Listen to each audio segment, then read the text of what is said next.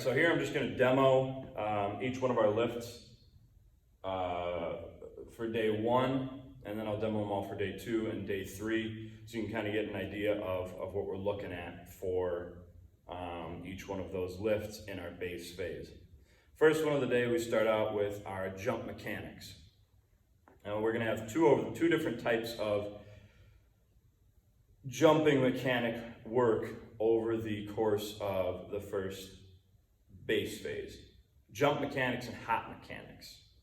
Jump mechanics we're taking a little bit more time with. Hot mechanics we're working a little bit more explosively on. And you'll see the difference after I demo them. So we're just gonna start with jump mechanics. So basically what we want to find a line where we can line our toes up with. We're gonna start with our arms outstretched. You're gonna drop down into an athletic position. My knees are bent, my hips are back. My hands, I say hands on your holsters.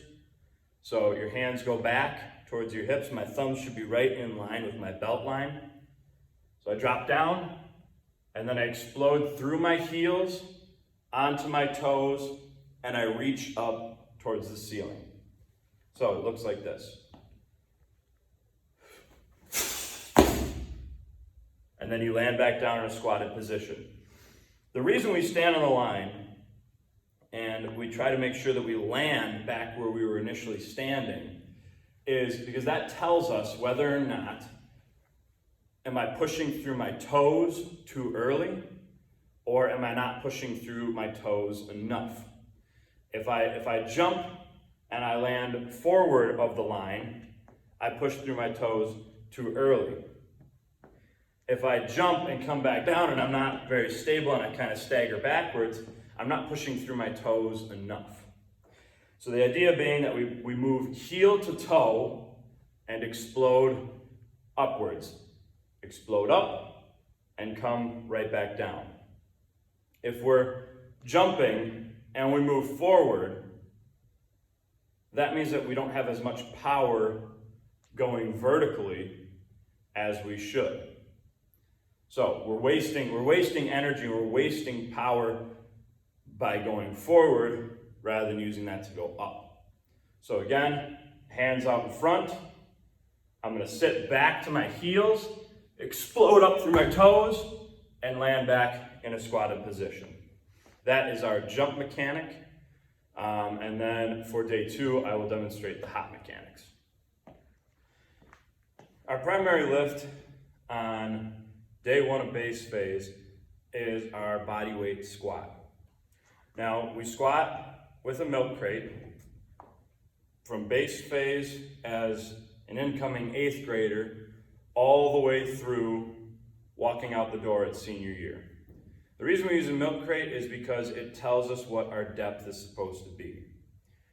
We squat deeper than most other schools. And the reason we squat deeper is for power.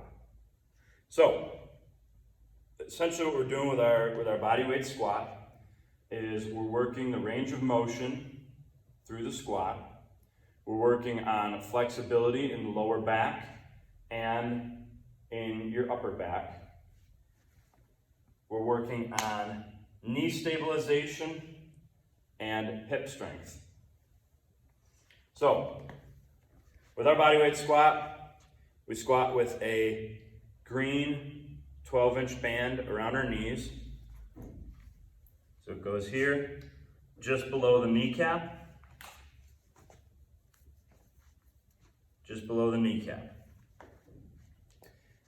I typically have the milk crate turned a little bit sideways so that my feet are on either side of the angled portion rather than squared up with my feet. I find it gives my feet a little bit more room as I'm squatting. Now, the other thing to note is that when we squat, our end goal is to have our feet in at hip width. A lot of people squat at shoulder width. I like to start our squats at hip width. Number one, it forces hip mobility, forces you to open up your range of motion in your hips, adds extra flexibility to our lumbar spine or our lower back, as well as our upper back. It forces you into a position that we're not typically comfortable with, and it makes you comfortable in that position, opening up extended ranges of motion. So my feet are at hip width. I have my milk crate behind me. As I squat down, or as I prepare to squat, my arms are gonna be out in front of me. I'm gonna take a breath in, into my belly, not in your lungs, but breathe deep into your stomach. I'm gonna squat down. As I squat, I'm gonna force my knees out against the band, opening our pelvic floor. Squat down, I'm gonna push my hips back as I squat down, and my arms are gonna stay out in front of me. The goal is to keep our chest up. We don't want our chest to round over. Eventually, we're gonna progress from the bodyweight squat to a bodyweight squat with a bar. We're gonna rest the bar across our chest with our arms outstretched.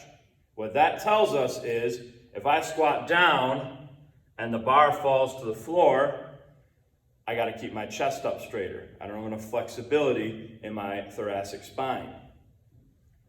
If I squat and the bar is choking me, I'm overcompensating and my arms are up way too high.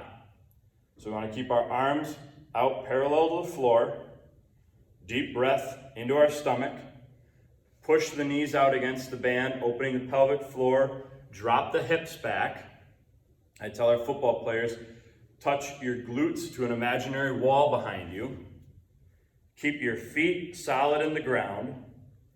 You should sit your weight into your heels like this.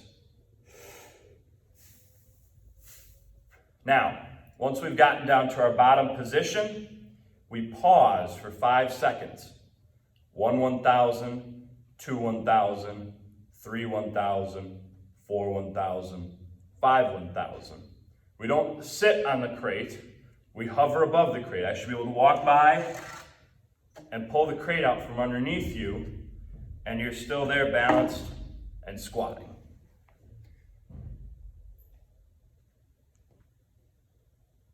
Now, the reason we work the 5-second pause at the bottom is to work on stabilizing our joints. Stability is forged out of the holds and the isometric portion, which is the bottom portion of our lift. What's up? Sorry. Our tertiary lift for day one of base phase is our supine row. So we set up the bar in one of the squat racks down at about mid-thigh height. This one is set to notch number 16. I like notch 16 or 15 on this rack, and on the full cage rack over to my right, 17 is a pretty good setting for it. So I've got the bar here. I'm gonna get down on the ground in a supine position. So supine means I'm laying face up. Prone means I'm face down. So I'm in a supine position, and I'm gonna row myself up to the bar. So I'm down here. My toes are facing towards the ceiling.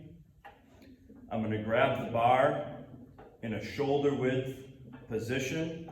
A good way to hit a shoulder width position is to stretch your thumbs out and put the tip of your thumb right where the smooth part goes to the gnarled part of the bar on each side.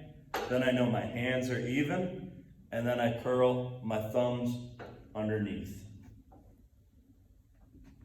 As I'm laying here, I'm going to pull my shoulder blades and pinch them behind me and rest them on the floor. So I'm not out here like this. I've pulled my shoulder blades back. I tell our football players, pretend you're pinching a pencil between your shoulders. Then I'm gonna flex my core, keep my body line nice and straight, and I'm gonna act like I'm pulling my elbows down to the floor, and that's gonna pull my body up to the bar. So, shoulder blades back, body line straight, core is flexed, and I pull my body up to the bar, pause, and slow on the way back down. Pull myself up, pause, and slow on the way back down. That is our supine row. For our secondary lift of the day, we're doing a push-up with our hands elevated. So I use the benches in the middle of the weight room. If you struggle to do a push-up on the bench, you can get one of the red plyometric boxes that's a little bit higher up, and you can do push-ups on those as well. We have some of our bigger linemen who struggle to do the push-up. We start them on the boxes up high, start them about up here, and then we work them down until they can get on the floor and do a full push-up. Now, and the reason we work elevated is because, number one, it's a little bit easier than doing a push-up on the floor. And as I talked about before, as I was explaining what we typically do on a daily basis, when we get to our push-ups, a lot of people will do their push-ups like this. They're up in an almost A-frame position, and they're trying to dip down and come up, and they're driving their elbows out to the sides. What we want to do is we want to keep our body line straight. We want to have our thumbs pointed at about a 45-degree angle. So the inside of our elbow is pointing out at a 45-degree angle with our thumb. My body line is straight. I'm going to tuck my elbows along my ribs on the way down. I'm going to touch my chest to the bench, and I'm going to press back up. Now, I will put my palms on the edge of the bench rather than on top, because you'll slide. Get a nice stable position here on the edge of the bench. And we work a tempo of 3 seconds on the way down, a pause, and explode back up. I probably should have explained it before, but I forgot. All of our lifts are done with a tempo. That's why we do the 5-second pause at the bottom with the squat. Our supine row is tempoed. 2 seconds on the way up, 1 second pause at the top, 2 seconds on the way down. Our push-up is tempoed, 3 seconds on the way down, 1 second pause, and exploding back up.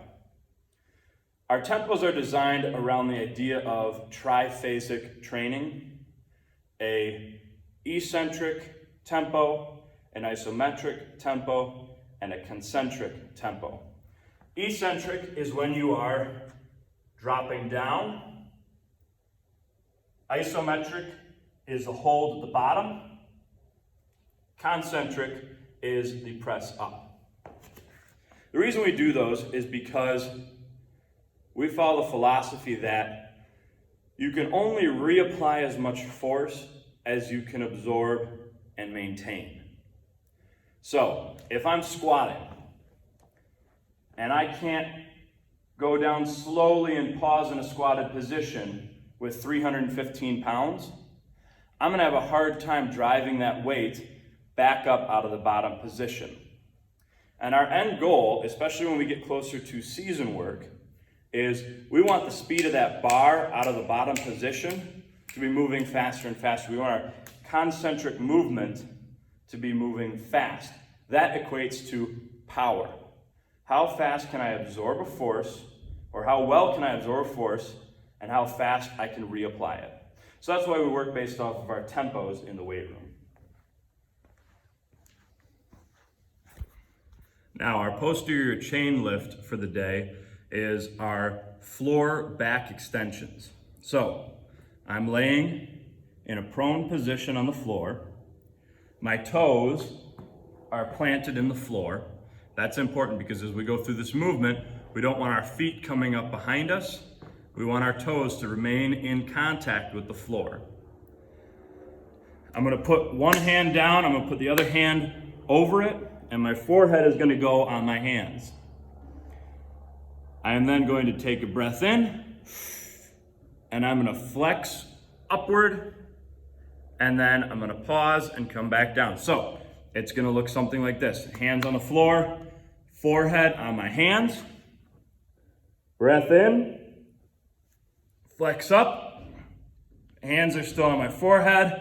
I'm gonna pause and hold for a 5-second count, and then I'm gonna slowly, over 3 seconds, rest back down, take a moment to rest, and then I'm gonna come back up, pause for 5, and then slow on the way back down. When we're counting out our tempos, especially in the base phase, we wanna over-exaggerate them a little bit so that we really build up that strength with that isometric hold.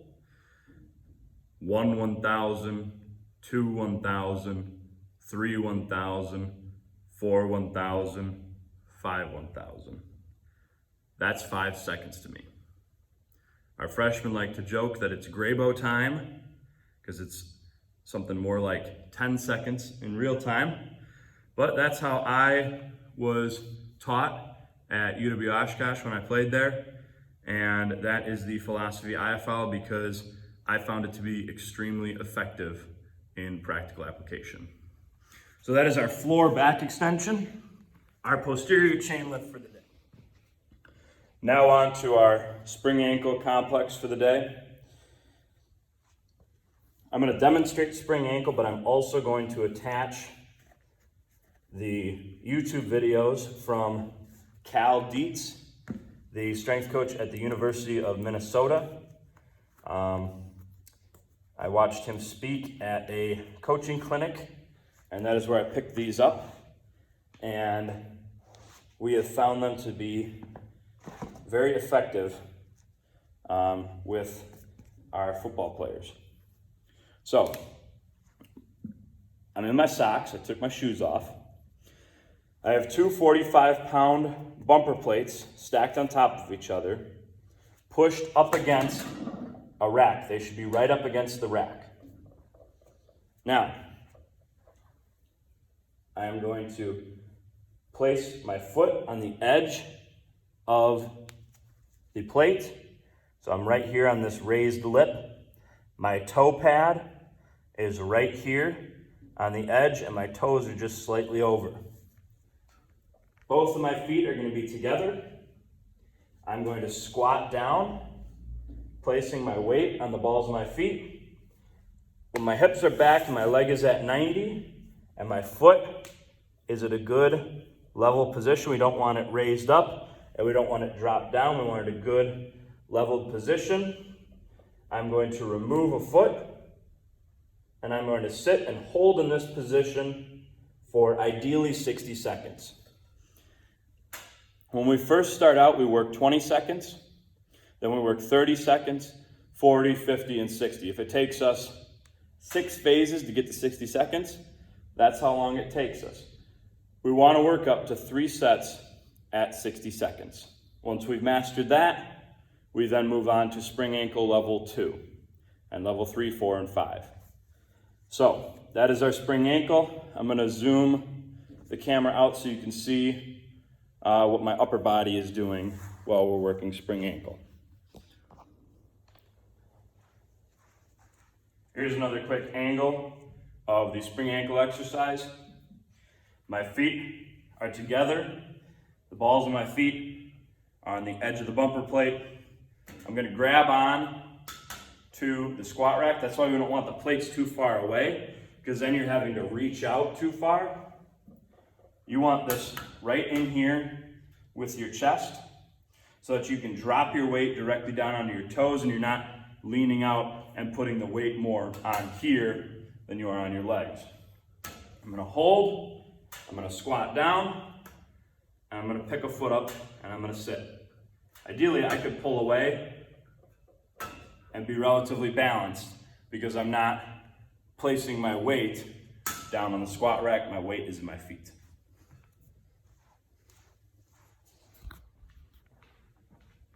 So our loaded carry for the day is going to be the front rack carry. We take 2 dumbbells up by our shoulders, elbows through like you're holding a front squat bar, and you walk. Chest is nice and upright, elbows are through, weights are resting on my shoulders, and I'm walking. Nice and slow tempo, keeping my core tight. We do our loaded carries for 3 sets of 30 yards. In the weight room, from the end of this bench right here, even with it, to the main doors of the weight room and back is 30 yards. 15 yards from this bench to the door, 15 yards from the door to the bench, and that's our front rack loaded carry.